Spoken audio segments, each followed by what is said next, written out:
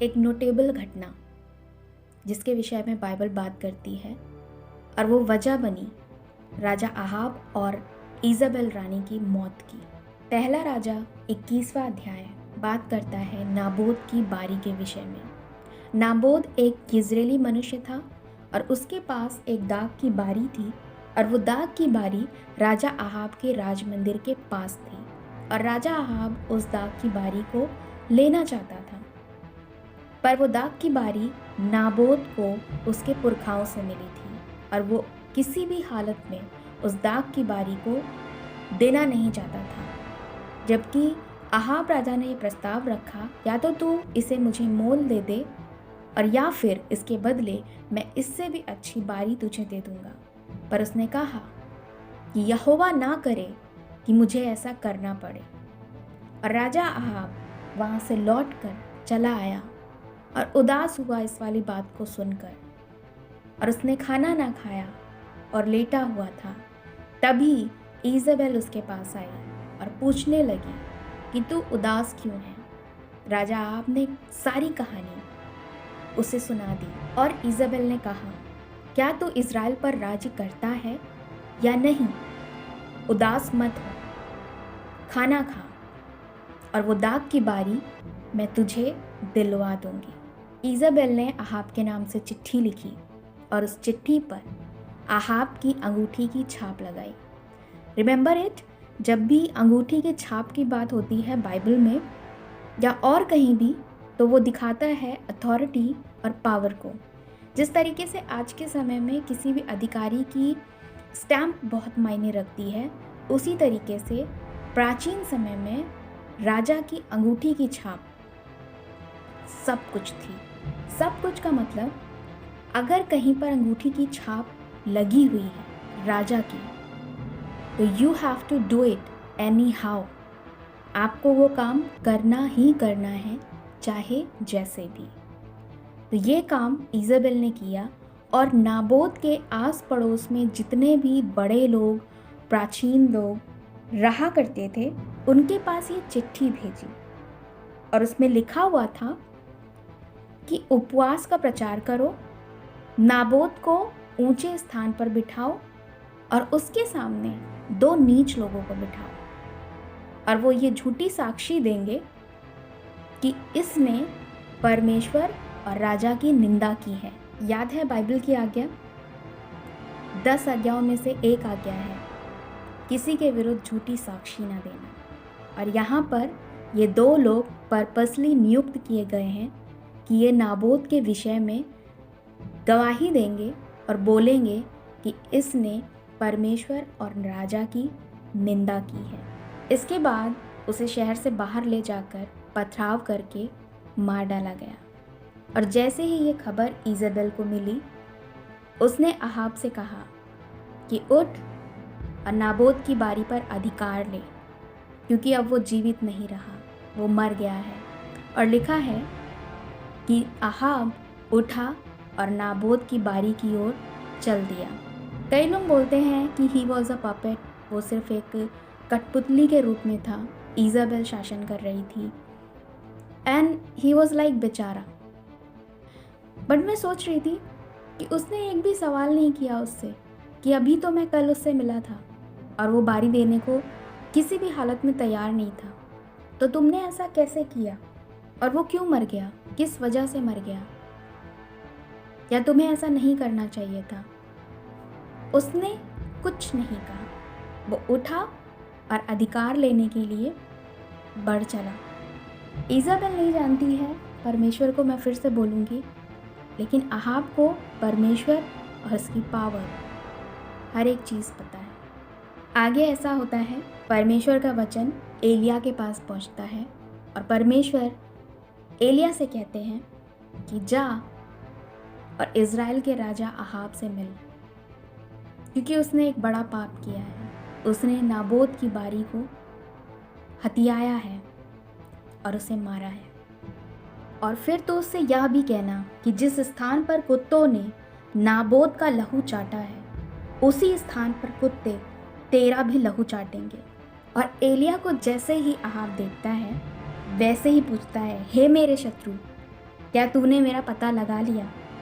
और एलिया का भी कमाल जवाब, बोलता है हाँ लगाया तो है, और इसका कारण यह है कि यहोवा की दृष्टि में तूने बुरा किया है।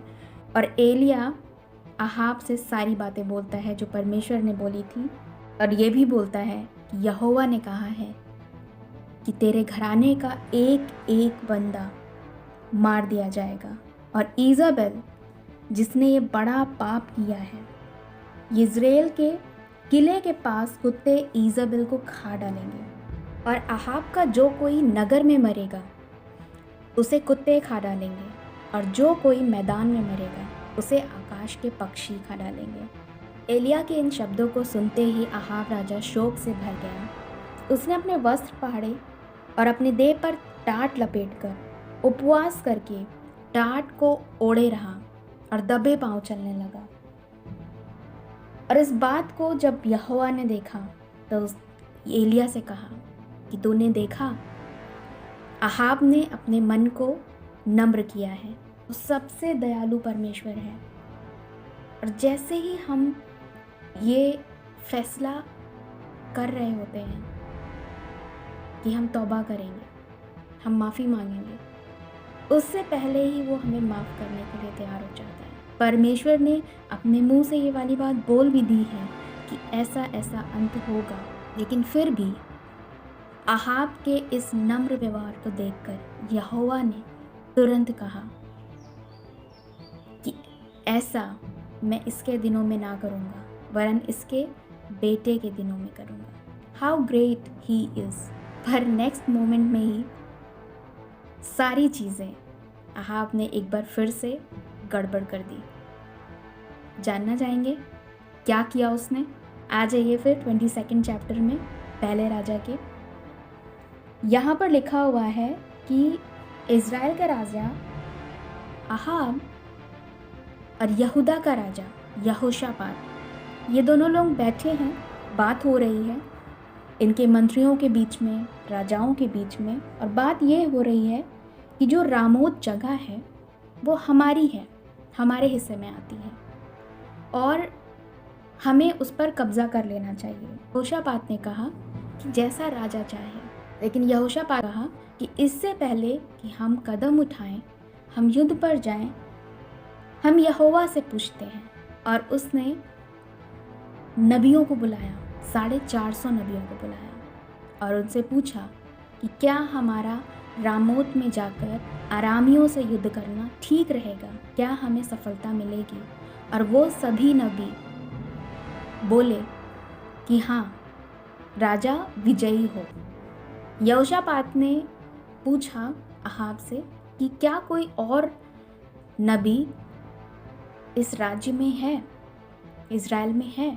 और अहाब ने यहोशापात से कहा हाँ, एक मिकाया नाम का पुरुष है जो कि नबी है और यिम्ला का पुत्र है, हम उससे पूछ सकते हैं, परंतु मैं उससे घृणा करता हूँ क्योंकि वह मेरे विषय में कल्याण की बात नहीं कहता।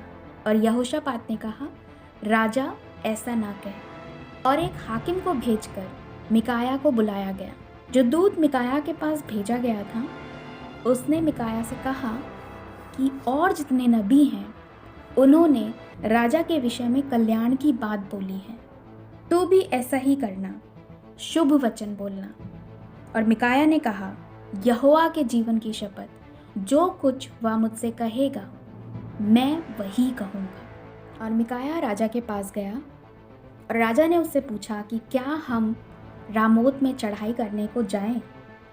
और मिकाया ने कहा कि हाँ, चढ़ाई कर और तू कृतार्थ हो और यहोवा उसको राजा के हाथ में कर दे। उसने ब्लेसिंग की बात बोली है जो यहोवा ने उससे कही थी, क्योंकि उसने पहले ही कह दिया था कि यहोवा के जीवन की शपथ, जो कुछ वह मुझसे कहेगा मैं वही उससे कहूँगा। पर अहाब हैं।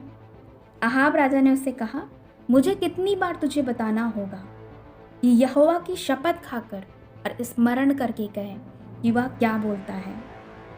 और मिकाया ने कहा मुझे समस्त इज़राइल बिना चरवाहे के भेड़ बकरियों के समान पहाड़ों पर तितर बितर देख पड़ती है। तब इज़राइल के राजा यानी कि अहाब ने यहोशापात से कहा कि देखा, मैंने तुझसे कहा था, या मेरे विषय में कल्याण की नहीं वरन हानि की ही बात बोलता है। मिकाया ने तो लाभ की बात बोली थी, पर वो आहाब था जो अपने शब्दों और अपने व्यवहार के कारण उस लाभ को हानि में बदल दिया।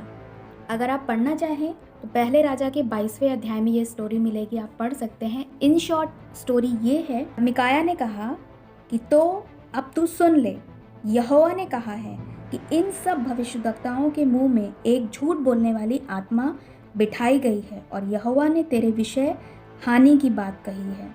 मतलब वो जो 450 नबी पहले यहोवा के नाम से भविष्यवाणी कर रहे थे और राजा को बता रहे थे कि जा और युद्ध लड़, तू फतेहाब होगा, कि आहाब राजा कहीं नाराज़ ना हो जाए और उसे खुश करने के लिए।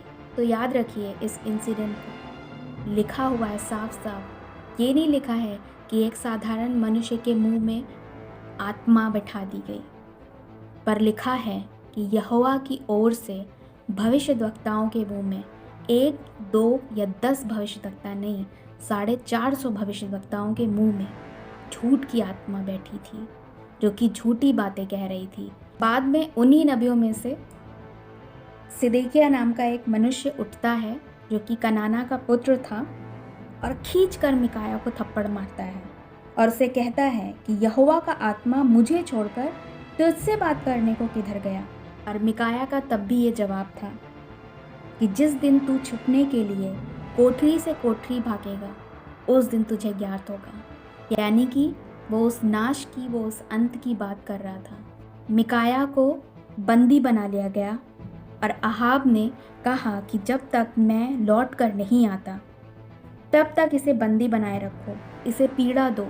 पर स्टिल मिकाया ने कहा यदि तू कुशल से लौट आए तो समझ लेना कि मैंने जो बातें तेरे से कही वो यहोवा की ओर से नहीं थी। के बाद आहाब और यहोशापात युद्ध में गए। आहाब राजा ने दिमाग लगाया और उन्होंने बोला कि हम राजा की वेशभूषा में ना जाकर नॉर्मल वेशभूषा में जाएंगे। हुआ यूँ, अरामियों ने ये प्लान बनाया था कि हम कहीं और अटैक नहीं करेंगे, हम सीधा राजा पर अटैक करेंगे।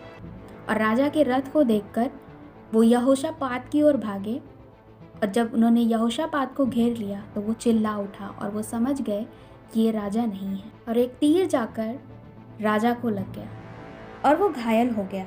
उसने कहा मैं घायल हो गया हूँ, इसलिए बागडोर फेर कर मुझे सेना से बाहर निकाल ले चलो। युद्ध बढ़ता रहा, चलता रहा, लड़ाई चलती रही। वो घायल था और हुआ ऐसा कि उस घायल अवस्था में ही उसकी मृत्यु हो गई और सब अपने देश को लौट आए। और लिखा हुआ है 38वें पद में, और यहोवा के वचन के अनुसार जब उसका रथ शोमरोन के पोखरे में धोया गया तब कुत्तों ने उसका लहू चाट लिया। आहाब राजा शोक मना रहा था, दुखी था और परमेश्वर ने कहा कि इसने अपना मन मेरी ओर फेरा है, नम्र किया है। अगर वो प्रार्थना करता तो उसके वंश और उसके लोग भी बच जाते।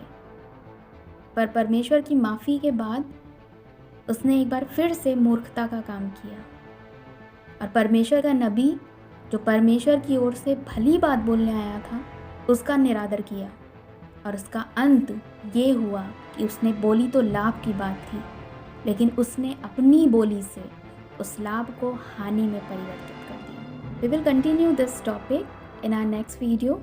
सॉरी, आज मुझे इज़ाबेल और उसकी स्पिरिट के बारे में आपको बताना था, पर आहाब के बारे में बताते बताते ही इतना लंबा वीडियो हो गया है। तो हम बात करेंगे नेक्स्ट वीडियो में इज़ाबेल और उसकी स्पिरिट के बारे में फॉर श्योर। प्रेज़ लॉर्ड, जय मसीह की।